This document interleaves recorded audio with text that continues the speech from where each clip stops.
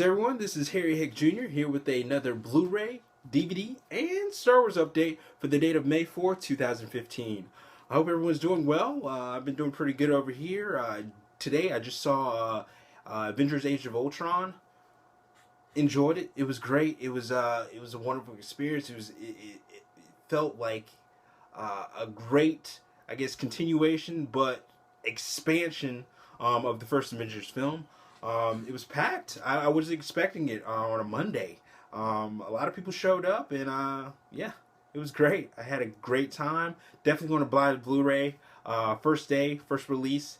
Most definitely. Alright, so let's get started with the first collection we have here for the update. We have Star Wars Clone Wars Lost Episodes.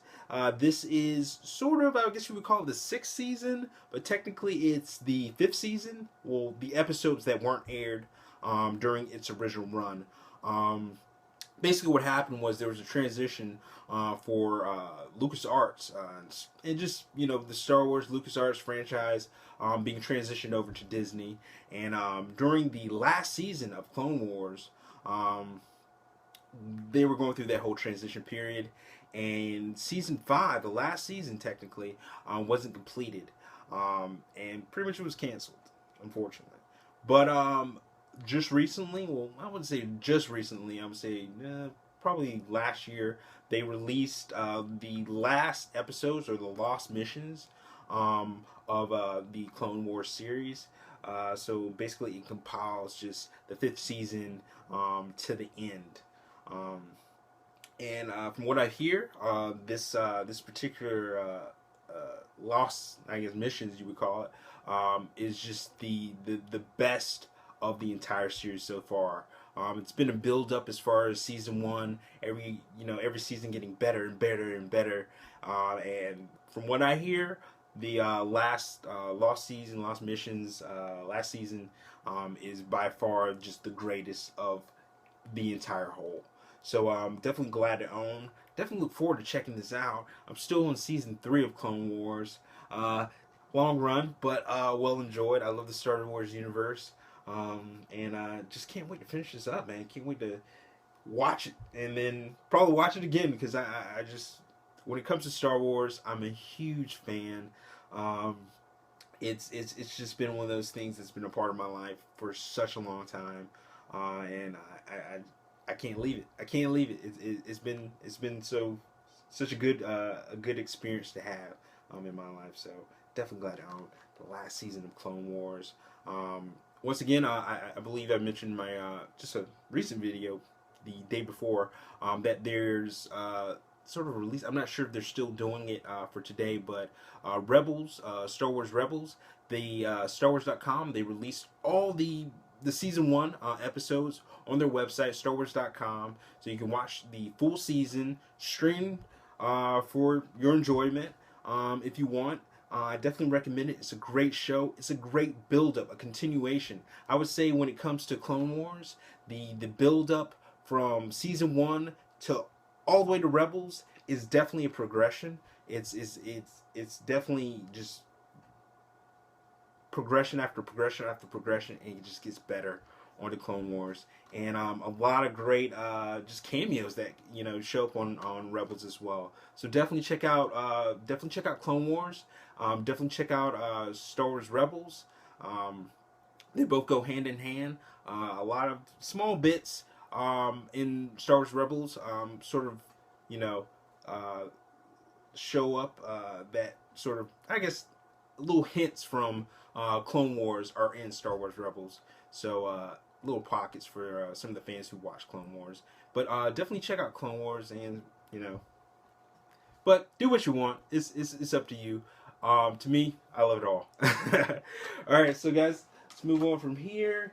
Next we have Welcome to the N.H.K. This is an anime series. This is the complete series. 24 episodes, 4 disc. This isn't your typical anime series. Basically, it's about a young guy. He's coming out of, I believe, college, and he's one of those recluses. One of those guys, you know, who, you know, when it comes to people, social anxiety. He has those sort of things, and in that realm of things, there's this one story where it just revolves him and just his experiences with new people who he's met just randomly, and how he's sort of evolving from being a recluse somewhat into just a more well-rounded person. Um, there's people out here who do have social phobia, and who, it's just one of those things that that happens to some people, where they're not as outgoing as others, um, and it happens. I mean, it happens. We're all different types of people, and the show sort of covers that, but it also expands upon that. It's really an entertaining show. It really expands upon that. It's not just there's this one guy, he stays in his apartment in the series, and it's not just all about that. It really expands upon that. It's really a great anime series. It's a different take.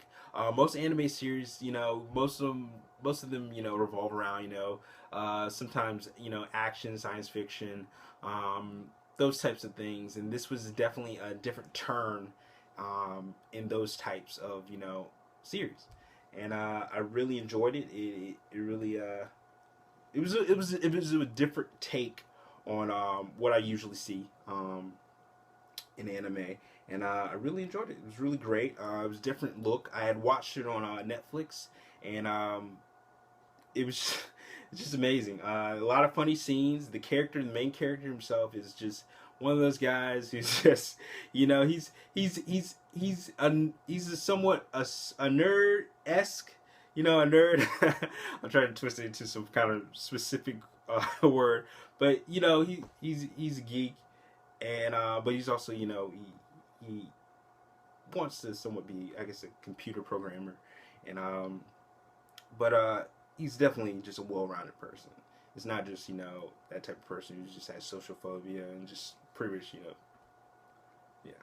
Anyways, great series. I liked it. It was different, and yeah, awesome. Definitely check it out. Welcome to the N.H.K. Complete series. I got this for a pretty good price. I got it from Go Hastings, as well as Clone Wars Lost Missions. Pretty awesome. Pretty awesome. For good deal. Good deal. All right. So let's move on from here. Next we have here is a book, a very special book. This is Star Wars: The Book of Sith. Basically, this is a book or a collection of just historical, just journals from different Sith lords in the Star Wars universe. Basically, the one of the main characters in the prequels to Star Wars, Darth Sidious, he in the background he was collecting a lot of material, a lot of documents, a lot of journals from Sith lords who were very prominent in the past, and in that sense, he was basically trying to understand why some of these powerful figures, powerful lords, were in the end they failed in what they were trying to complete. So in a sense of understanding from their mistakes, he sort of collected the journals of these prominent figures. Some of the figures, such as we have here Darth Bane, Mother Talzin, Darth Plagueis, Darth Malgus, Sora Zin, and I believe a couple of others. In the book itself, it covers some of the journals of war, war times. Like for instance, Darth Plagueis, some of the events that were going on within. I think this is a period of war that he was fighting. He sort of documented some of his experiences, some of his battle. I guess we call it battle knowledge, and he documented these things. And as you can see from the book, basically Darth Sidious, he compiled these all together into one book, basically being a book of just uh, understanding where the Sith have come and gone. Um, the book also concludes pictures of just certain things, such as different animals that have been controlled by the Sith, different incantations of the Sith Lords, such as summoning demons, reanimating the dead. What else? Just different powers that most people wouldn't know, or may have not known about the Sith in general. Their beginnings, where they started from, how this all began, just thousands and thousands of years ago. It's really fast. Let me move on from here. Great book, lot to learn. I'm still reading through this book, and just so many things, different powers, different techniques, knowledge from some of the great Sith lords of the past. It's definitely one of those things that it's a must own, especially if you really want to delve deep into the Star Wars lore, specifically the past itself. I'm very fascinated by the Old Republic, just some of the people, some of the characters, some of the just the life itself back then. It was just completely different from just the original Star Wars films. Thousands of Jedi, thousands of Sith Lords, just going at it, and it's amazing. So definitely glad to own Star Wars Book of Sith. Definitely check it out. I believe there's another version that's specifically for the Jedi. Same sort of principle, same sort of documents. Prominent Jedi masters talking about their experiences, and just so on and so forth. So yeah, definitely glad to own. Unfortunately, I know I know be pushing up against the wall against people who are fans of the sort of the light side of the Force, but I'm a fan of Sith lore, Sith, the culture. I know I'm a bad guy, but hey, that's me. All right, so moving on here, next we have here is action figure, a pretty big action figure. Just came in today. This is the 31-inch. I hope we can get it in there because it's so big. 31-inch Darth Vader. This was built by Jakks Pacific. Their new line of Star Wars action figures. Huge. But awesome. Very awesome. I saw this, I think it was on YouTube, and I was like, dude, that is so cool. I have to pick it up. And I found it for a pretty good deal on Amazon. It basically has 7 points of articulation, which means you can move the hands, you can move the head, waist, legs, arms, moving up and down. I'm trying to get a good angle here. Big guy. Yeah, it's just awesome. Very well detailed. Just like, for instance, some of the buttons you can actually press and operate. Unfortunately, it isn't voice activated, or there's no batteries required or anything like that. It's your typical action figure, but it is massive. Love it, love it, love it. This is actually one of my first action figures. One of the first to be added to the collection. First action figures. Where have I been as far as action figures? Well, you gotta start somewhere. So I'm starting now. And this is the first, well, somewhat first one. In the past I have other ones, but sort of lost most of them. So just building up my collection again, I guess that's what you say. So yeah, it's awesome. You got the cape. I'm scared to take it out of the box because it's just, I don't know. I don't want to ruin anything on it. The cape is full cloth. The bottom piece is full cloth. Just awesome. Brilliant. Absolutely brilliant. Real fabric, real cape. Yeah. Had to own it. Had to own it. Big Darth Vader fan. Yeah. Gonna be in a good position to put him right over there. Look at the Dark Lord. Awesome. Alright guys, so actually what we're going to do here, we're going to move on to the second part. The next item is actually going to come here tomorrow.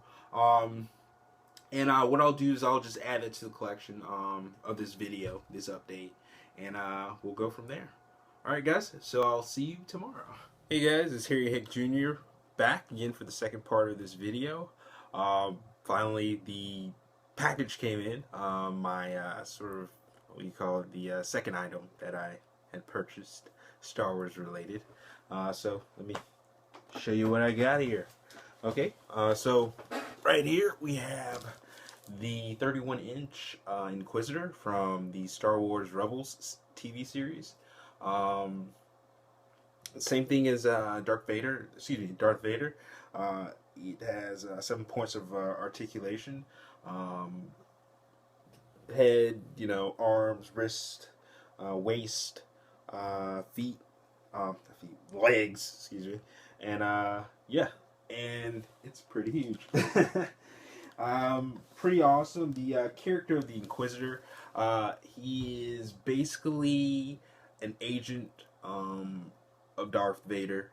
Basically, his assignment after a couple of years after the Star Wars prequel, Revenge of the Sith, he was tasked to hunt down all of the Force-sensitive children, as well as anybody who taught these children. Basically, his job was to hunt them down and pretty much kill them, in order to prevent any disruption as far as the Empire itself from falling. So he was pretty much that was his task. He is not a Sith Lord, although he's familiar with some of the Sith practices as well as Jedi teachings. He's very knowledgeable of Jedi training, scripture, documents. He's familiar with different fighting styles from both areas, but yet he's still not a Sith. He's more of an agent of the Empire, very military driven. I would say he's a blend of Darth Vader and Tarkin put together, from the original series of Star Wars. But he's awesome. He has a sort of dual wield lightsaber, except it's a little different from Darth Maul's. This particular lightsaber right here, so right there, has the ability to spin as well as transform from a dual wield to just a single wield lightsaber. Okay, guys, I hope you liked that clip. As you can see, the Inquisitor is a formidable opponent and a very dangerous just character within the Star Wars universe. So definitely glad to own. So pretty much, guys, that's pretty much it as far as this Blu Ray, DVD, and Star Wars update. That concludes everything. Once again, please rate, comment, and subscribe. Once again, thank you guys for watching this video. Glad all the newcomers, all the new subscribers for joining my channel. There's a lot more to come and a lot of exciting things to happen. So once again, this is N.H.K Jr. signing off. Take it easy.